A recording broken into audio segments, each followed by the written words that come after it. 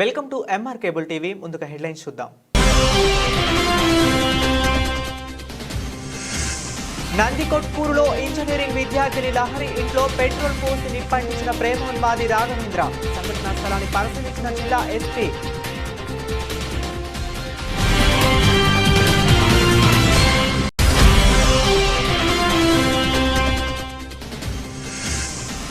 ప్రజా వేదికలో సమస్యను వెంటనే అక్కడికక్కడే పరిష్కరించిన జిల్లా కలెక్టర్. ఆనందం వ్యక్తం చేసిన అర్జీదారులు.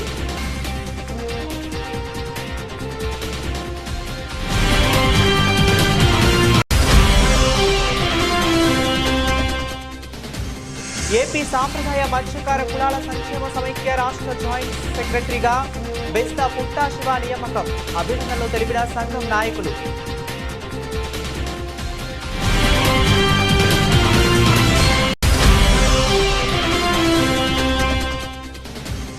నంద్యాల జిల్లా ప్రజా వేదిక వద్ద చిన్నారిని చూసి కంటతడి పెట్టిన ప్రజానికం. పింఛన్ కోసం ఎదురు చూపులు. స్పందించిన జిల్లా కలెక్టర్ రాజకుమారి.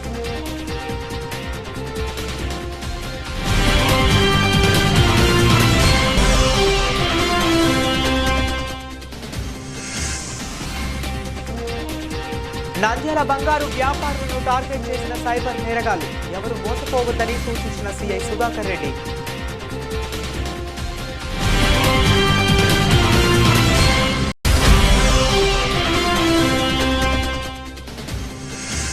నంద్యాల కాంగ్రెస్ పార్టీ కార్యాలయంలో సోనియా గాంధీ జయంతి వేడుకలు. చీరలు పంపిణీ చేసిన పట్టణ అధ్యక్షులు చింతలయ్య.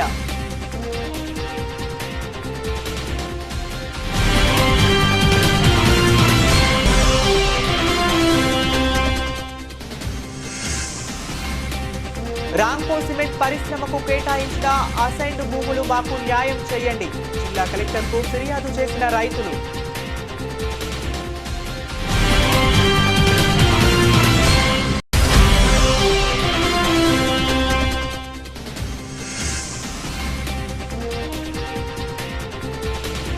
గోస్పాడు గ్రామంలో విద్యుత్ స్మార్ట్ మీటర్లను అడ్డగించిన సిపిఐ. రైతు సంఘం నాయకులు. నంద్యాల జిల్లా నందికొట్కూరు పట్టణంలోని బైరెడ్డి నగర్లో దారుణం జరిగింది.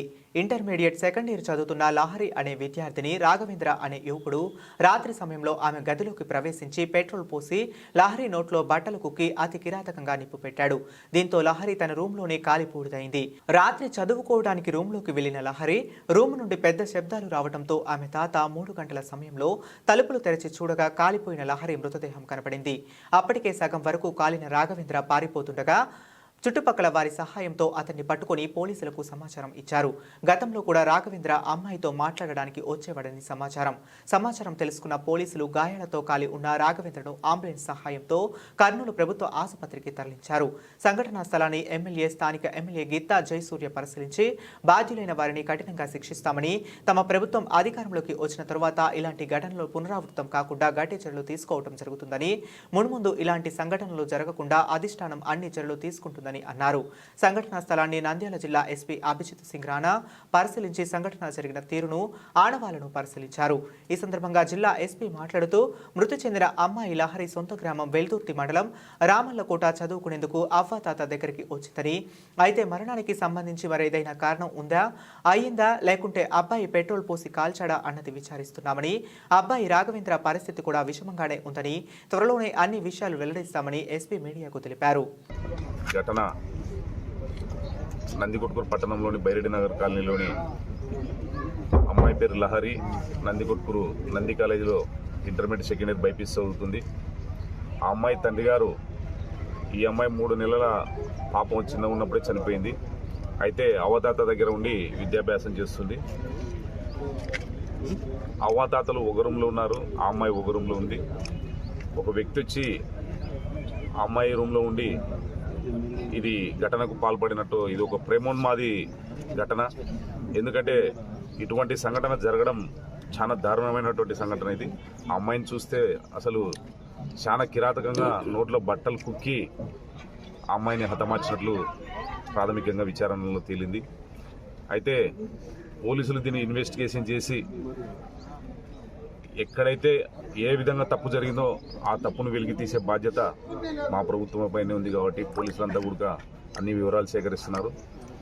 ఏమంటే ఇటువంటి సంఘటన జరగడం అనేది చాలా బాధాకరమైనటువంటి. ఇలాంటి ప్రేమోన్మాదులు మా ప్రభుత్వం వచ్చిన తర్వాత గట్టి చర్యలే చేపడుతున్నాం కాబట్టి ఈ జరిగినటువంటి సంఘటనను కూడా ఎట్టి పరిస్థితుల్లో వదిలిపెట్టే ప్రసక్తే లేదు. బాధిత కుటుంబానికి న్యాయం చేసే విధంగానే మా ప్రభుత్వం పనిచేస్తుందని చెప్పేసి తెలియజేస్తున్నాం.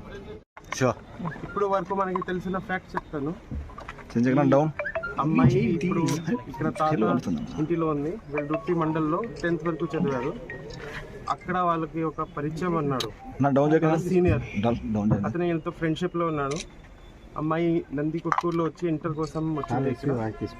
తర్వాత వీళ్ళకి కూడా రెగ్యులర్ గా కాంటాక్ట్స్ ఉన్నాయి అబ్బాయితో.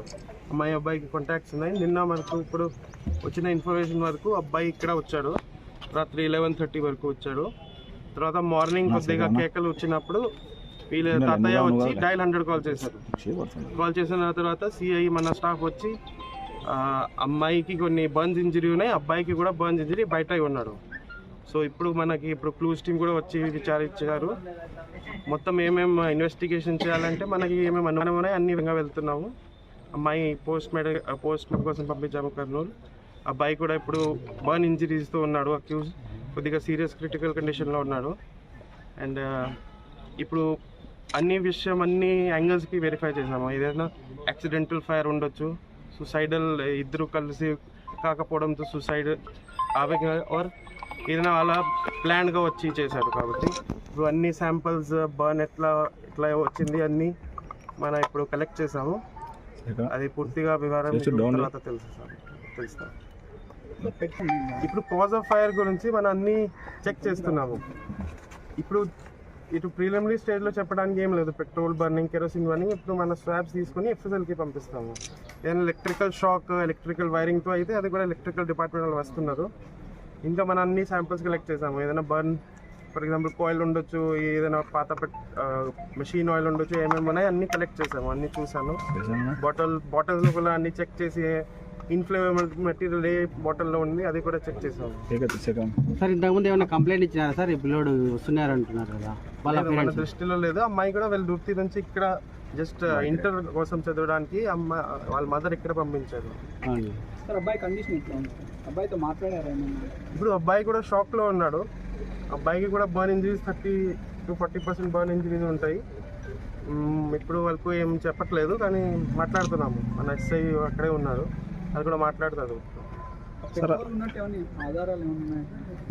అది మనకి ఇప్పుడు it is too early to say. ఇప్పుడు స్మెల్ లేదు. మన స్వాబ్స్ తీసుకున్నాము. వాట్ ఈస్ ద వోలటైల్ అంతా ఇన్ఫ్లేమబుల్ మెటీరియల్ ఏమున్నాయి. కొన్ని ఇంకా కూడా మనకి క్లూస్ దొరికింది. ఇక్కడ ఫైర్ ఆఫ్ ఒరిజిన్ ఏముంది, ఎట్లా వచ్చింది ఫైర్ అని చెక్ చేస్తాము. ప్రభుత్వం ఎంతో ప్రతిష్టాత్మకంగా నిర్వహిస్తున్న ప్రజా సమస్యల పరిష్కార వేదిక కార్యక్రమంలో తమ గోడును వెళ్లబోసుకునేందుకు వచ్చిన అధికారుల పట్ల జిల్లా కలెక్టర్ రాజకుమారి చూపిస్తున్న ప్రేమాభిమానాలకు జిల్లా ప్రజలు చేతులెత్తి మొక్కుతున్నారు.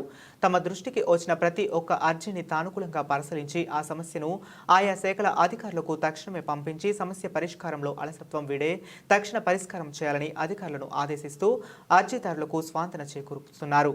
ఈరోజు కలెక్టర్ కార్యాలయంలో జరిగిన ప్రజా సమస్యల పరిష్కార వేదికకు సిరివెల్ల మండలం గోవిందపల్లె గ్రామానికి చెందిన వృద్ధురాలు తన మనవరాలికి పెన్షన్ కోసం దరఖాస్తు చేసుకునేందుకు వచ్చింది. అయితే ఏ పొద్దు ఏ కార్యాలయానికి వెళ్లని ఆ వృద్ధురాలు తడబడుతూ తటపటాయిస్తూ కలెక్టర్ దృష్టికి తన మనవరాల దుస్థితిని తీసుకువెళ్లడంతో చెలించిపోయిన కలెక్టర్ రాజకుమారి తక్షణమే జిల్లా వైద్య అధికారిని పిలిపించి మంచానికే పరిమితమైన బాలికకు తక్షణమే అవసరమైన పెన్షన్ మంజూరు చేయాలని ఆదేశించారు. జిల్లా కలెక్టర్ రాజకుమారి గణియా అర్జీదారుల పట్ల చూపిస్తున్న ప్రేమ అభిమానాలకు సమస్యలతో కార్యాలయానికి వచ్చిన వారు సమస్య పరిష్కారం అవడంతో సంతోషంతో మా అమ్మ కలెక్టర్ అమ్మ దయతో తమ సమస్య పరిష్కరించిందంటూ నిండు మనసుతో ఆశీర్వదిస్తూ వెళుతున్నారు. ఎప్పుడో నోటికో కోటికో ఇలాంటి అధికారులు వస్తారని, అప్పుడు ఎన్నో సంవత్సరాల నుండి సమస్యతో సతమతమవుతున్న తమ సమస్యలు పరిష్కారం అవుతాయని పలువురు ఆనందం వ్యక్తం చేస్తున్నారు. జిల్లా కలెక్టర్ లాగానే జివిడిన్ మండల స్థాయి అధికారులు కూడా సత్వరమే స్పందిస్తే జిల్లా కార్యాలయానికి దరఖాస్తులు తీసుకుని వచ్చే వారి సంఖ్య తగ్గుతుందని పలువురు మేధావులు అభిప్రాయం వ్యక్తం చేస్తున్నారు. ఏపీ సాంప్రదాయ మత్స్యకార కులాల సంక్షేమ సమైక్య రాష్ట్ర జాయింట్ సెక్రటరీగా బెస్తా పుట్టా శివ నియామక నిన్న విజయవాడలో జరిగిన రాష్ట్ర స్థాయి నూతన కమిటీలో జాయింట్ సెక్రటరీగా బెస్తా పుట్టా శివని ప్రకటించడంతో కమిటీ సభ్యులు నంద్యాల జిల్లా నంద్యాల పట్టణ బెస్తా సేవా సంఘం అధ్యక్షులు పనిచేస్తున్న పుట్టా శివ నంద్యాల పట్టణంలో బెస్తా సంఘం ఆధ్వర్యంలో అభినందన కార్యక్రమం నిర్వహించారు. ఈ సందర్భంగా వారు మాట్లాడుతూ రాష్ట్ర స్థాయిలో బెస్తా సంఘానికి పదవి కేటాయించడంపై హర్షం వ్యక్తం చేశారు. ఈ సందర్భంగా శివ మాట్లాడుతూ తనకు ఇచ్చిన పదవికి న్యాయం చేస్తానని బెస్తా సంఘం అధ్యక్షునికి పాటుపడతానని అన్నారు. సమావేశంలో 4 బెస్తా సంఘం నాయకులు పాల్గొన్నారు. మత్స్యకార సంప్రదాయ మత్స్యకార కులాల సంక్షేమ సమైక్య అందరికీ నా శుభాభివందనములు. కుల బాంధవులకు నా శుభాభివందనములు.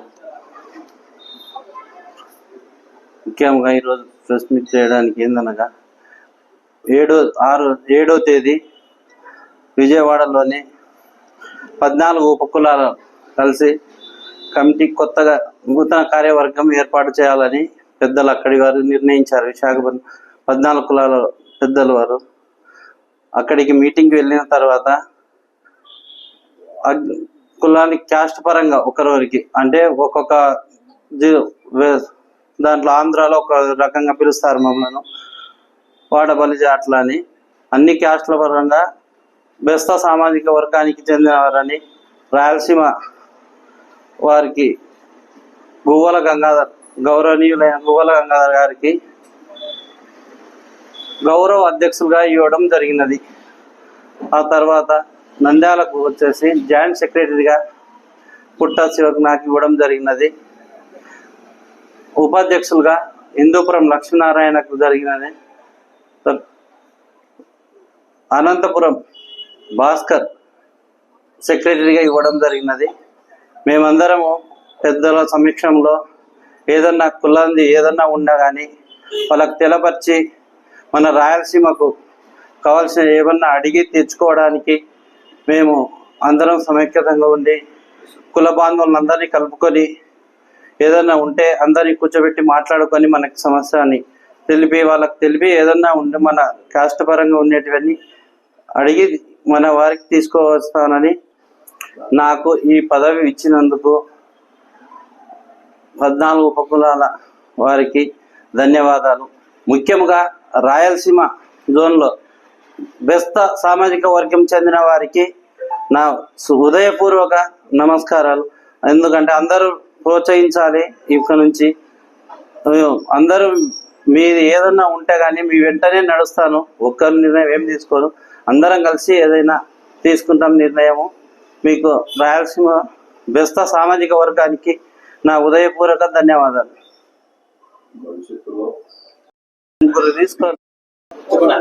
గౌరవనీయులు శ్రీ పుట్టా శివన్న గారు స్టేట్లో జాయింట్ సెక్రటరీగా మత్స్యశాఖ వారు గవర్నమెంట్ నియమించినారు. జాయింట్ సెక్రటరీగా ఆయనను ఎన్నుకున్నందుకు మా నంద్యాల జిల్లా తెలుగు సంఘం తరపున మాకు చాలా ఆనందంగా ఉంది. ఆయన మా సంఘములో ఇంతవరకు ఎదగలేదు కాబట్టి ఆయన మాకు మా కులస్తులకు ఒక విధంగా సహాయం చేయాలని ఆయన చేపల చెరువు ఇటువంటివన్నీ కృషి చేస్తున్నాడు. అది ఎంత ఆనందంగా ఉంది. ఆయన సంతోషంగా మేము ఆయన ఎన్నుకున్నందుకు మేము కృతజ్ఞతలు తెలుపుతున్నాము. 9 నెలలు కడుపున మోసి పురిటి నొప్పులు భరించి బయట ప్రపంచానికి పరిచయం చేశావు. నన్ను ఏడాది పాటు మీతో కుటుంబంలో ఒకరిగా ఉంచావు. అప్పుడే నన్ను ఒంటరిగా చేశావు అమ్మా, ఎందుకు ఇలా దూరం చేశావు? నేను వికలాంగుల్లాగా పుట్టడం నేను చేసిన పాపమా? నంద్యాల జిల్లా ప్రజావేదిక వద్ద ఒంటరిగా ఆ చిన్నారి వివరాలలోకి వెళ్తే, నంద్యాల జిల్లా సిరివెల్ల మండలం గోవిందపల్లె గ్రామానికి చెందిన తల్లి రామాంజనమ్మ, తండ్రి వీరాంజనేయులు. వీరికి ఒకరే సంతానం. తండ్రికి పాము కాటు వేయటంతో మంచానికే పరిమితం కావడంతో, కూతురు వికలాంగురాలిగా పుట్టడంతో తల్లి ఇద్దరిని వదిలేసి పుట్టింటికి వెళ్లడంతో ఆ వృద్ధురాలు వారిద్దరిని తల్లిగా ఉంటూ సేవ చేస్తూ ఉన్నారు. అయితే పాపకి 7 సంవత్సరాలు ఉండటంతో పింఛన్కు నమోదు చేసుకోవడంతో 6,000 రూపాయలు ఇవ్వటం జరుగుతుంది. అయితే వికలాంగురాలు కావటంతో 15,000 కోసం పింఛన్ కోసం ఆ వృద్ధురాలు పాప కోసం తీసుకుని జిల్లా కలెక్టర్ ప్రజావేదికకు తీసుకుని రావడంతో ఆ వృద్ధురాలికి ఎక్కడ నమోదు చేసుకోవాలో తెలియక ఆ పాపను మెట్ల దగ్గర వదిలి వెళ్లడంతో ఆ పాప అమ్మా నాన్న అంటూ ఏడవడం స్థానికులు ఇక్కడ ఎవరు వదిలిపెట్టారా వెళ్లారంటూ స్థానికులు ఆరా తీశారు. అర్ధగంట సేపు తర్వాత ఆ వృద్ధురాలు రావడంతో అక్కడున్న స్థానికులు ఊపిరి పీల్చుకున్నారు. అయితే పింఛన్ కోసం జిల్లా కలెక్టర్కు ఆ వృద్ధురాలు వెళ్లి కలవడంతో మానవతా దృక్పథంతో జిల్లా కలెక్టర్ స్పందించి 2 రోజులలో ఆ పాపకి 15,000 రూపాయల పింఛన్ మంజూరు చేయాలని అధికారులకు ఆదేశాలు జారీ చేశారు. కలెక్టర్ స్పందించడంతో ఆ వృద్ధురాలు ఆనందం వ్యక్తం చేశారు. నాది గోవిందపల్లె సార్.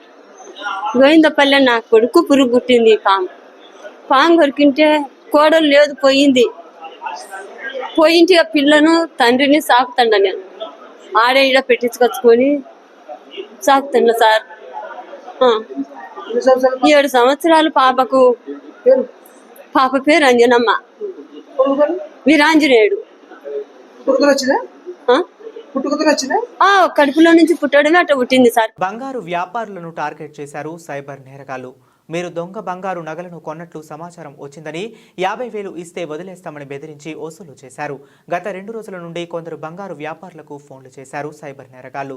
తాను 1 టౌన్ PS SI నాని చోరీ కేసుల్లో ఉన్న నిందితుల నుండి బంగారు ఆభరణాలను కొన్నట్లు తెలిసిందని బెదిరించారు. కేసు మాఫీకి 50,000 డిమాండ్ చేశారు. దీంతో భయపడిన కొందరు వ్యాపారులు ఫోన్పేకు డబ్బులు పంపారు. ఇలా 25 మంది నుండి దాదాపు 12 లక్షలకు పైగా వసూలు చేశారు. కొందరు వ్యాపారులు పోలీసులకు సమాచారం ఇవ్వడంతో విచారణ చేపట్టారు. పోలీసులు ఎవరైనా డబ్బు కావాలని డిమాండ్ చేస్తే తమకు సమాచారం ఇవ్వాలని కోరారు. 1 టౌన్ CI సుధాకర్ రెడ్డి తెలిపారు. అందరికీ నమస్కారం. ఈరోజు మా దృష్టికి వచ్చింది ఏమంటే, కొంతమంది అన్నోన్ కాలర్స్ కొంతమంది గోల్డ్ షాప్ ఓనర్లకు ఫోన్ చేసి ఈ నంద్యాల పోలీస్ స్టేషన్ నుండి ఫోన్ చేస్తున్నామని చెప్పేసి, మీరు దొంగ బంగారం ఉన్నారు, మీరు మాకు ఫోన్పేలో డబ్బులు వేయండి అని చెప్పేసి కొంతమంది ఫోన్ చేస్తున్నారు. దయచేసి అటువంటి వాళ్ళ యొక్క ఫోన్ కాల్స్ ఎవరైనా అటెండ్ కావాల్సిన అవసరం లేదు. అటు ఎవరైనా సరే ఫోన్ చేస్తే ఇమీడియట్గా మా దృష్టికి పోలీస్ స్టేషన్కి వచ్చి మా దృష్టికి తీసుకొస్తే వాళ్ళ మీద కఠిన చర్యలు తీసుకుంటాం. దయచేసి ఎవరే కానీ మోసపోతుందని చెప్పేసి మా తరఫున కోరుకుంటున్నాం. ఆ ఫోటోలో ఉన్న వ్యక్తి నంద్యాల పోలీసుకు సంబంధించిన వ్యక్తి కాదు. అఖిల భారత కాంగ్రెస్ కమిటీ మాజీ అధ్యక్షురాలు, ఇండియా కూటమి చైర్మన్, కాంగ్రెస్ పార్టీ అధినాయకురాలు శ్రీమతి సోనియా గాంధీ బర్త్డే వేడుకలు ఘనంగా నిర్వహించారు. ముఖ్య అతిథిగా పట్టణ అధ్యక్షులు దాసరి చింతలయ్య పాల్గొన్నారు. కార్యాలయంలో శ్రీమతి సోనియా గాంధీ పేరుతో కేక్ కట్ చేసి జన్మదిన వేడుకలు ఘనంగా నిర్వహించారు. అనంతరం మిఠాయిలు, చీరలు పంపిణీ చేయడం జరిగింది. శ్రీమతి సోనియా గాంధీ ICC అధ్యక్షురాలు 78వ జన్మదిన వేడుకల కార్యక్రమాన్ని గాంధీనగర్లో CSI చర్చ్ యందు 15 మందికి చీరల పంపిణీ కార్యక్రమం జరిగింది. నంద్యాల అధ్యక్షులు చింతలయ్య గారి ఆఫీస్ నందు మహిళలకు చీరలు పంపిణీ కార్యక్రమం కూడా జరిగింది. ప్రజలకు అందరికీ స్వీట్లు పంచుకోవడం జరిగింది.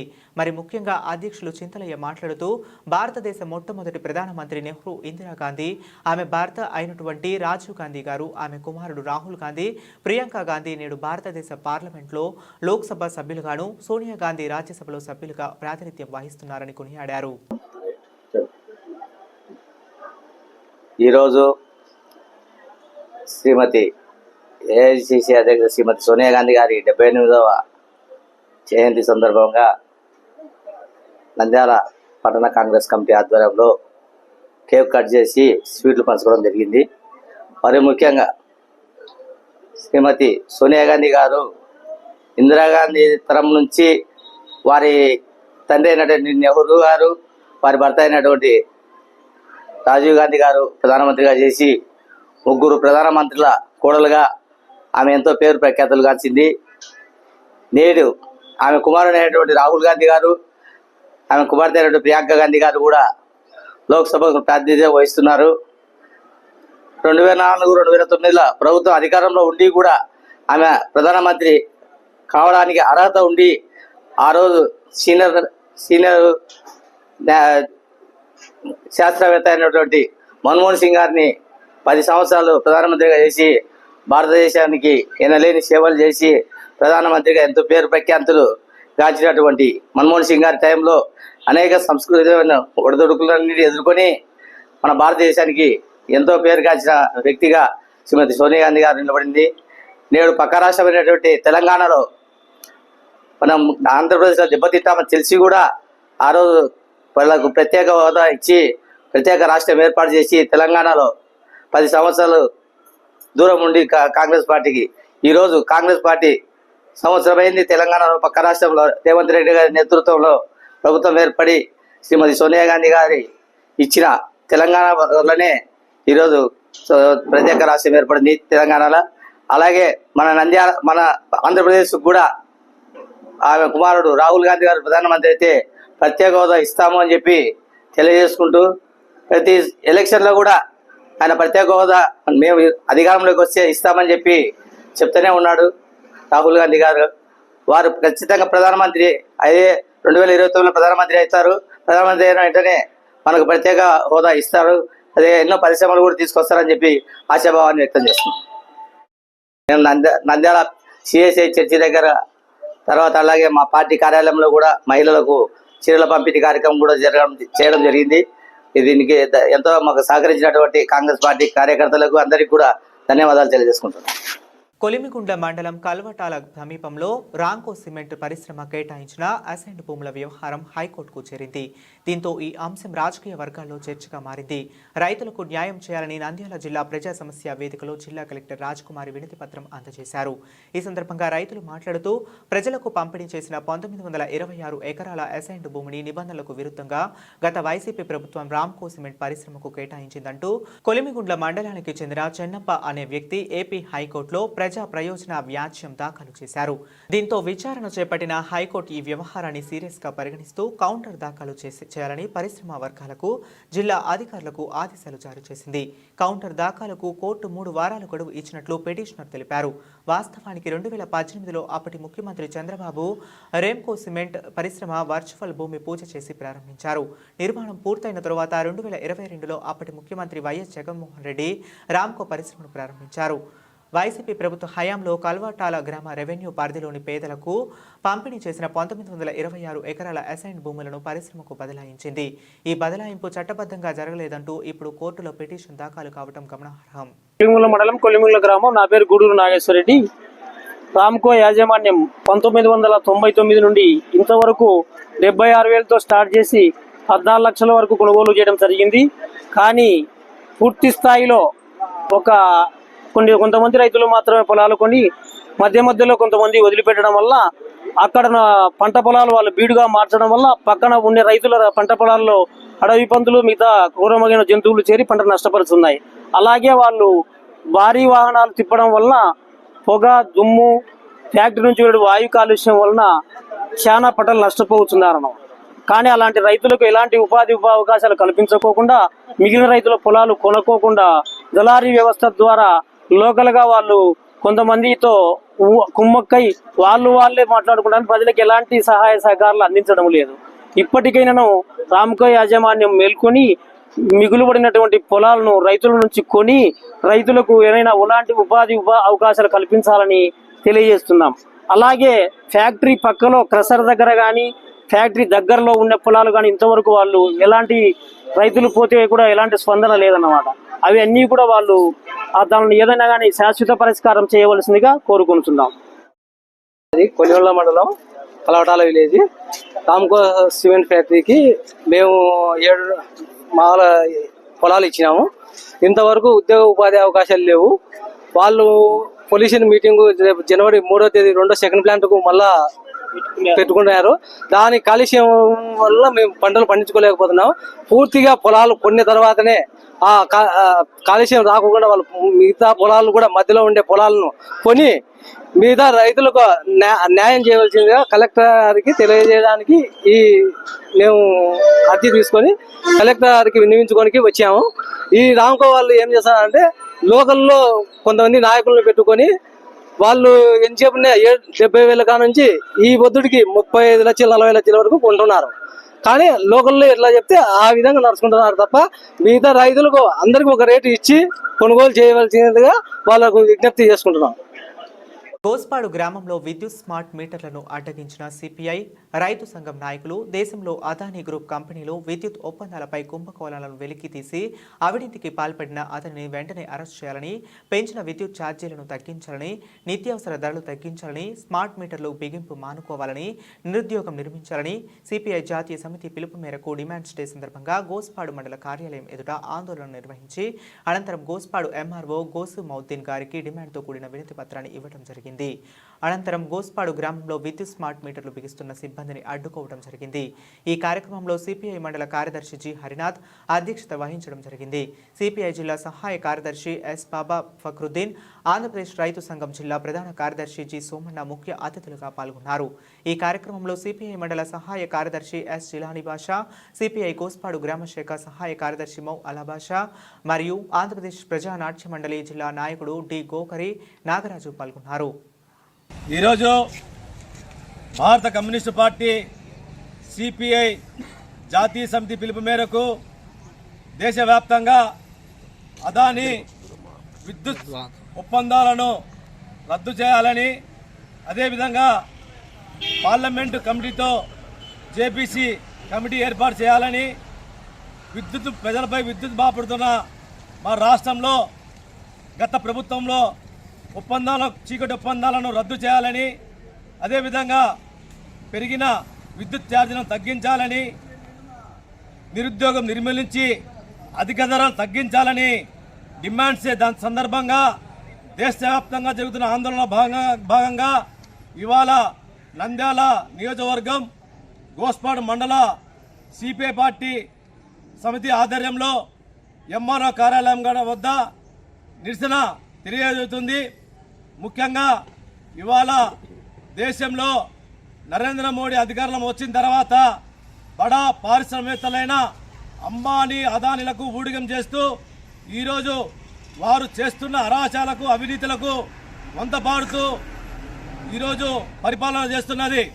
ముఖ్యంగా అదానీ విద్యుత్ ఒప్పందాలు 4 రాష్ట్రాలలో దాదాపు 2,100 కోట్లతో 4 రాష్ట్రాలలో ఒప్పందం కుదిరింది.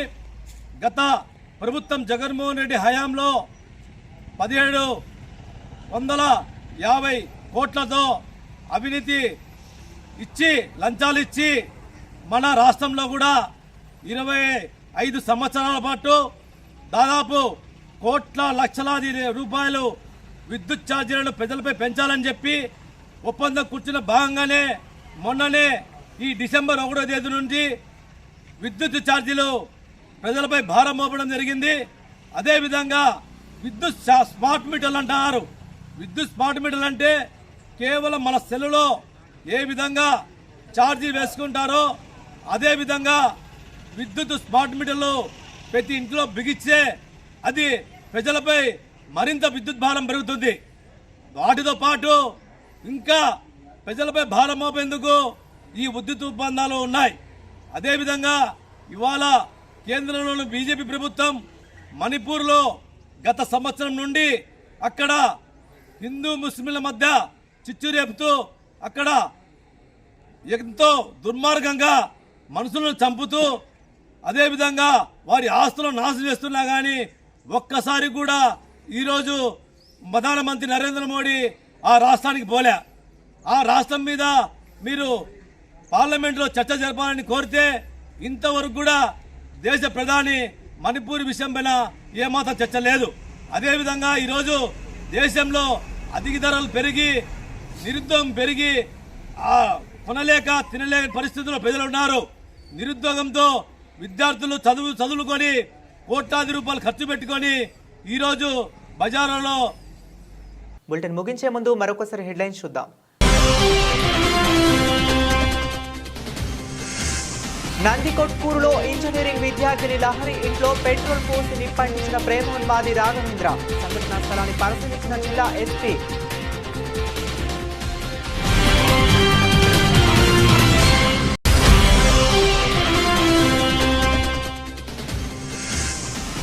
ప్రజా వేదికలో సమస్యను వెంటనే అక్కడికక్కడే పరిష్కరించిన జిల్లా కలెక్టర్. ఆనందం వ్యక్తం చేసిన అర్జీదారులు.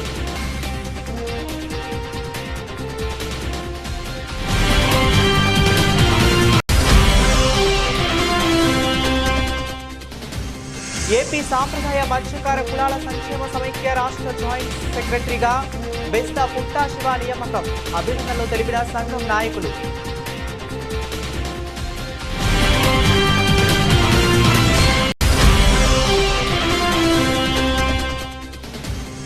నంద్యాల జిల్లా ప్రజా వేదిక వద్ద చిన్నారిని చూసి కంటతడి పెట్టిన ప్రజానికం. పింఛన్ కోసం ఎదురు చూపులు. స్పందించిన జిల్లా కలెక్టర్ రాజకుమారి.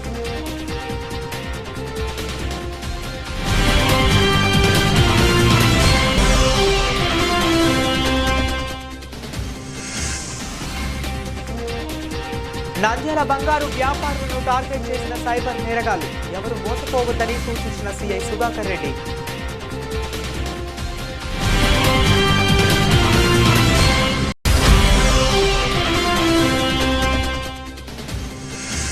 నంద్యాల కాంగ్రెస్ పార్టీ కార్యాలయంలో సోనియా గాంధీ జయంతి వేడుకలు. చీరలు పంపిణీ చేసిన పట్టణ అధ్యక్షులు చింతలయ్య.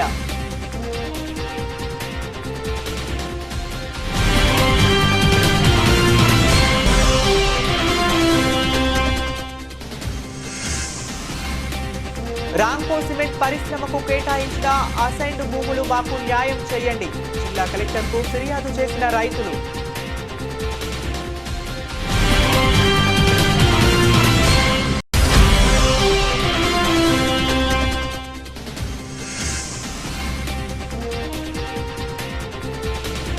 గోస్పాడు గ్రామంలో విద్యుత్ స్మార్ట్ మీటర్లను అడ్డగించిన సిపిఐ. రైతు సంఘం నాయకులు. ఇవి ఇప్పటి వరకు ఉన్న అప్డేట్స్. మరిన్ని అప్డేట్స్ కోసం కీప్ వాచింగ్.